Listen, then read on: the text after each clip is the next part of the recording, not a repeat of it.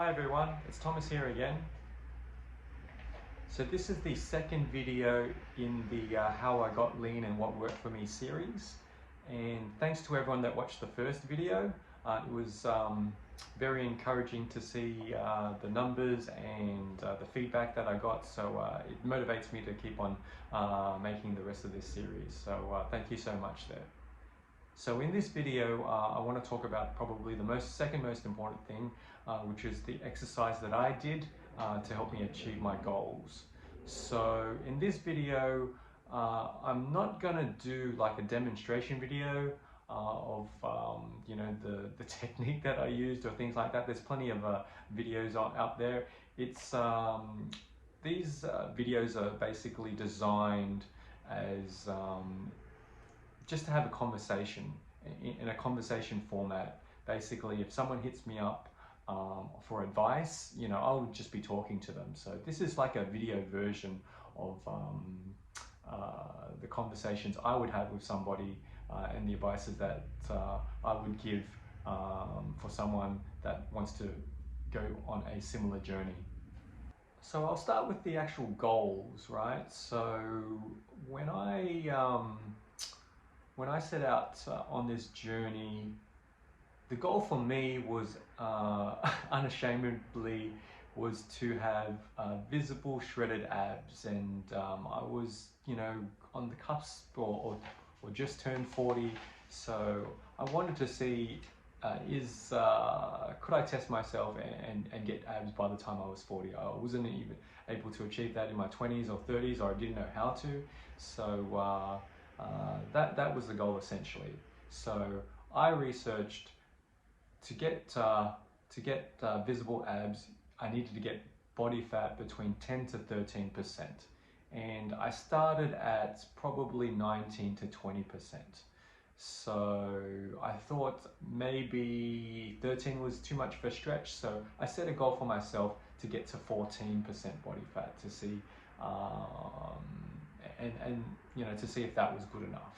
So I actually overshot that, so I actually got well below that, but it's good. The point being, you need to start at a goal. So with those goals in mind, I had to focus predominantly in weight and resistance training as opposed to other forms of exercise. So weight and resistance training are forms of anaerobic exercise where it targets fat loss as your and fat stores as your primary energy source, as I understand it, as opposed to aerobic exercise such as cardio, like running, swimming, and cycling, for instance, which would burn more of your primary carbohydrate food store. I did do some basic lifting prior to this experience. Our family had a rusty old weight bench that often didn't get used for years at a time, but I still consider myself a novice to intermediate lifter. But during this process, I did pick up a few principles that helped me be more effective. That is the basis for this video. So the following are just a series of tips that I learned or advice that I would give to someone that's just sort of starting out, that formulated the principles or strategies behind my exercise routine. So number one is you need to train your entire body. Because you cannot target fat loss or weight loss within a certain area, i.e. your tummy. So doing 1,000 crunches a day isn't going to make them visible because they could be still covered in a layer of fat, unfortunately. So that means training your chest, your back, your neck, your traps, shoulders, glutes, hips, quads, hamstrings, calves, core, lower back. So your body will lose that fat as a whole, and unfortunately the tummy is typically the last to go during this process. So with this in mind, it's good to have a routine, and my routine evolved over time, but do what works for yourself. So what worked for myself is where I found I got the best results was I trained 6 out of 7 days and I had a rest day on the Sunday, but essentially day 1 and day 4 were upper body days. Day 2 and day 5, which was Tuesdays and Fridays, were leg days. And day 3 and day 6, which is the Wednesday and the Saturday, they were core ab days. So on the upper body days, essentially what I do in the, for those that are interested in, I would do pull-ups, I would do a bench press, I would do a standing shoulder press, I would do a barbell row, back row, I would do an inverted dumbbell press, I would do like a seated dip, and I'd finish it up with four sets of 20 push-ups. So yeah, that would generally be four sets of those exercises in its entirety. For leg days, I would be doing deadlifts, I would be doing heavy squats, I would be doing a seated leg press extension, a hamstring extension, calf raise. I'd be doing a kettlebell hip swing. I'd be doing a Bulgarian split squat. I'd be doing dumbbell lunges. And for core days, I'd be on a mat following a YouTube routine of like a high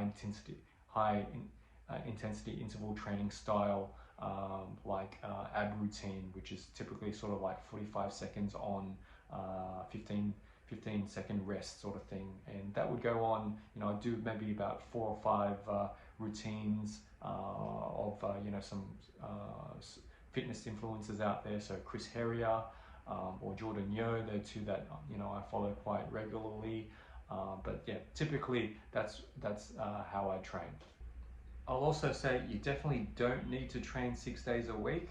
Do what works for yourself and around your schedule. So that routine I was able to maintain during long periods of COVID, working from home. So I had this extra time to be able to do that. But yeah, do whatever works for your schedule. Like, you can work out your whole body, incorporating upper body and lower body and abs within the certain day, and have 1 or 2 days rest. But what you want to try to do is like hit the same muscle group at least once is good, but twice is better, to be able to retain the results there. And another I guess a fundamental tip of all weight training in general is that of progressive overload, meaning you do over time need to change the weight up, either like increase the weight so there's more stress on the body, or doing more reps, so because your body will become more efficient at any given exercise over time, so you need to keep challenging it.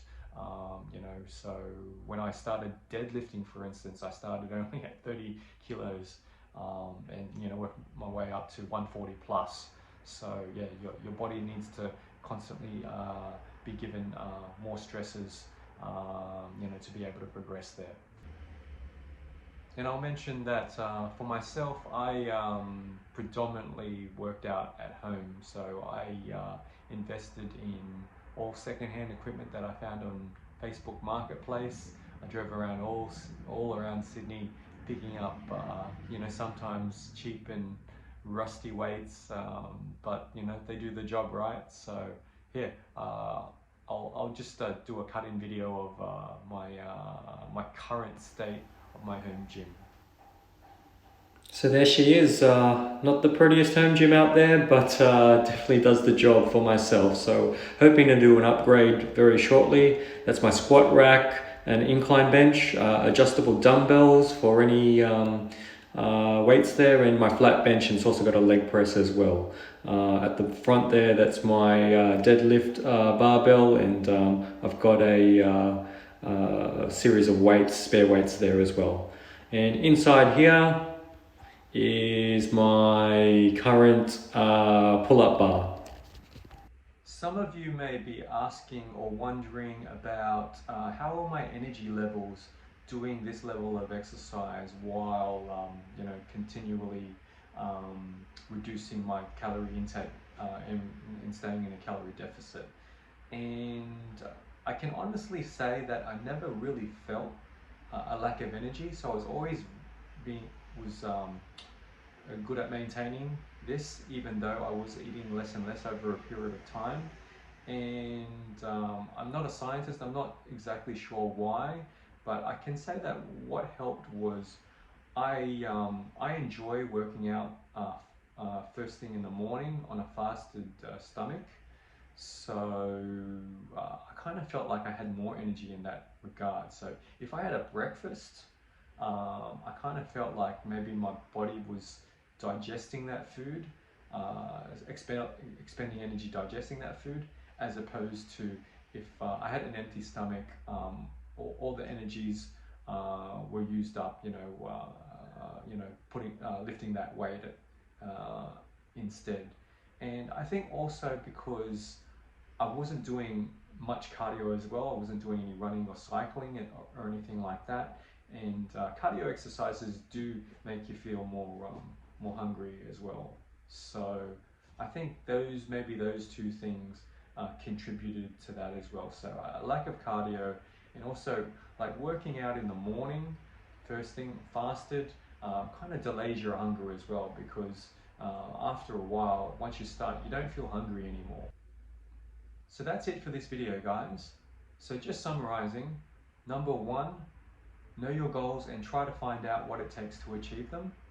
Number 2, if your goal is for that shredded, well-defined look, then you need to focus more on weight training as opposed to cardio exercises. Number 3, you need to train your entire body, meaning incorporate exercises across the board, and ideally once is good, but for maximum results try to hit each body part twice a week. Number 4 is have a pre-planned exercise routine on hand ready that you can repeat on a weekly basis as well.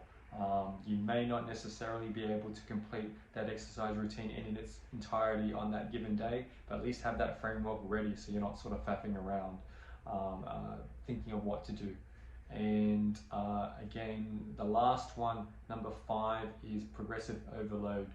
You need to continually increase the weights or do more reps for maximum results as well, because your body will adjust and become more efficient if you keep giving it the right exercises and burn less calories that way.